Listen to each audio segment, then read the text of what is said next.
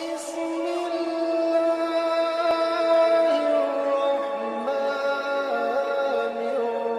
الرحيم.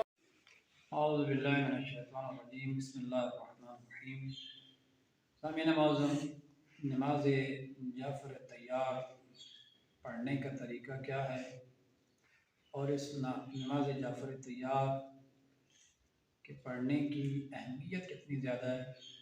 امام موسیٰ کاظم علیہ السلام اللہم صلی علی محمد و آل محمد فرماتے ہیں کہ اگر کسی شخص کے گناہ ریت کے ذرات کے برابر، دریا کی موجوں کے برابر بھی ہوئے تو پروردگار عالم اس کے گناہوں کو معاف کر دے گا.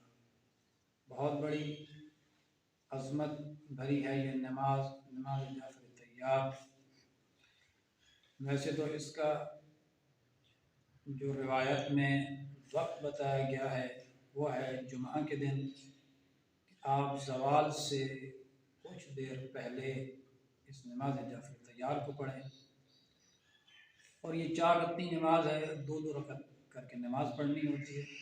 آئے میں آپ کو بتاتا ہوں کہ نماز جعفر طیار کس طریقے سے پڑھی جاتی ہے. سب سے پہلے میں نیت کروں گا کہ 2 رکعت نماز جعفر طیار پڑھتا ہوں قربتاً الی اللہ. تکبیرۃ الاحرام کہنے کے بعد میں نے سب سے پہلے سورہ الحمد اور اس کے بعد کوئی بھی سورہ آپ پڑھ سکتے ہیں، اور اس کے بعد 15 مرتبہ تسبیحات اربع کی تلاوت کی. میں نے نیت کی اللہ اکبر، سورہ الحمد مکمل، اس کے بعد کوئی بھی سورہ میں نے مکمل کی. اب میں تسبیحات اربع 15 مرتبہ پڑھوں گا. سبحان اللہ والحمد للہ ولا الہ الا اللہ واللہ اکبر 15 مرتبہ پڑھنے کے بعد اب میں رکوع میں جاؤں گا، اور رکوع میں 10 مرتبہ تسبیحات اربع ہی پڑھوں گا. رکوع میں جاؤں گا سبحان اللہ والحمد للہ ولا الہ الا اللہ واللہ اکبر 10 مرتبہ پڑھنے کے بعد میں دوبارہ واپس سیدھا آؤں گا. یہاں پہ کھڑا ہونے کے بعد پھر 10 مرتبہ پڑھوں گا تسبیحات اربع سبحان اللہ والحمد للہ ولا الہ الا اللہ واللہ اکبر 10 مرتبہ مکمل کرنے کے بعد اب میں سجدے میں جاؤں گا.